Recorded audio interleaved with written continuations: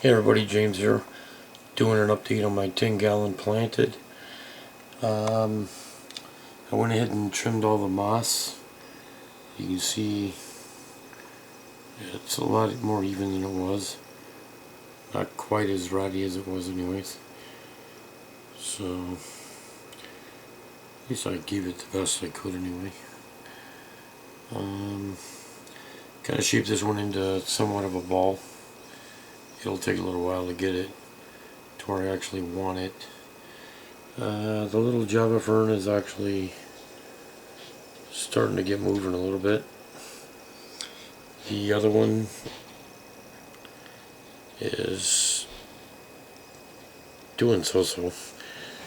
I think it'll be getting going here pretty soon.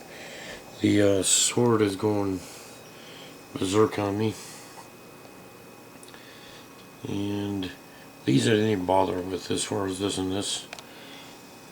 But that's how it's looking so far. I think it looks pretty neat. It's definitely interesting. Hopefully eventually I'll cover up that heater back there. I did have to move some of the kabamba because it already reached the top. You can see where I cropped it already and added it down here. And then I added a piece over here from one of the tops because it just went all the way up, so that's what it is. Alright, now I'm going to take you downstairs and show you what I did to my 20-gallon. So bear with me for 1 second.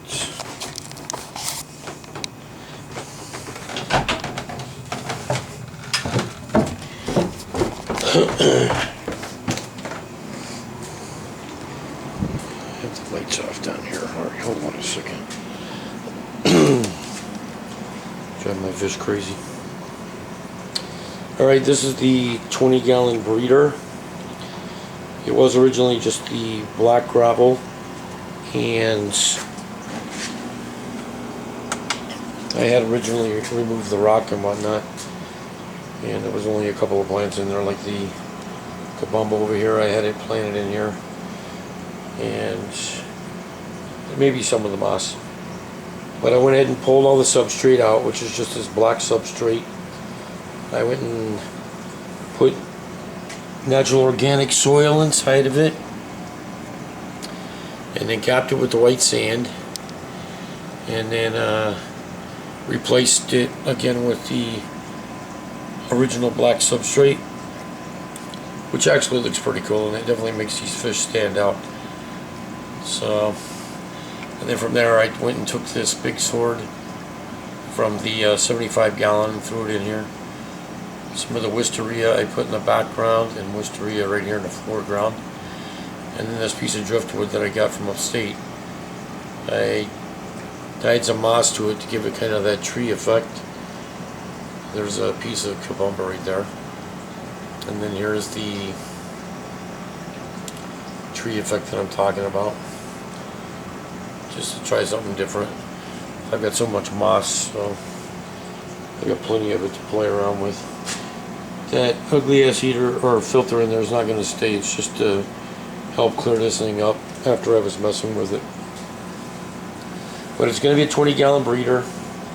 These guppies over here, this is like a straight up and down family tree between these three. These are actually the infants to the originals. They ended up passing away due to the cold weather and whatnot. But the traits are definitely there. If you look at that fantail, that's one of the traits. The original female that I had, she was just a regular black guppy, nothing spectacular. But since it's been pretty much a straight up and down tree, they've gotten some additional coloring and the fantails and whatnot added to their actual beings themselves. So they're actually making some pretty neat looking fish. And also the fact that my original females didn't have the black front fins like these do. So that kind of gives it a unique look as well. And then this guy, he's actually an identical to his father, and his father actually had a twin that was identical to him, so it just kind of ran in the family, I guess, when it came to inheriting all the crazy orange and blues that he has. But he's a feisty little booger. The swords, they're getting big. I think she might actually be becoming pregnant. I've had her for a while now, both of them, so I'm not really sure. Her belly does kind of look like it's getting a little bit bigger anyways. But these swords are about 2.5, 3 inches long. Really nice, pretty fish. I love the male. He's got that awesome black stripe at the bottom of his tail. He looks wicked. And just the shape of him. Really nice looking sword. But yeah, that's my 20-gallon breeded. Still pretty bare bones. But it'll be getting there. That's natural slate rock. That's not that store-bought stuff. This is just stuff that we find and drop it in as we go. Alright, it's actually a pretty cool looking rock.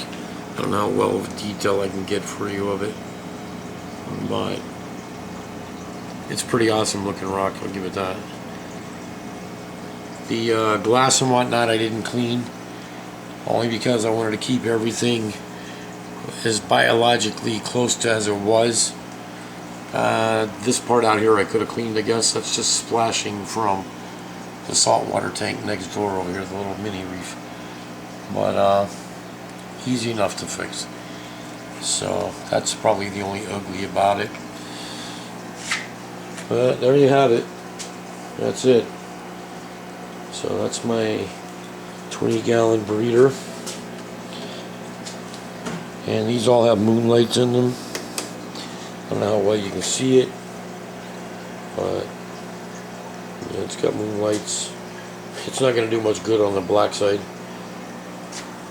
Here's the 75-gallon with its straight down LED moonlights. And then over here you've got the big saltwater tank with its moonlights.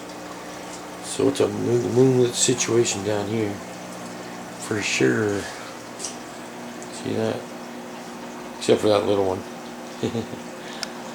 Alright, with that, guys, thanks for watching. Comment, critique, and later. Bye bye.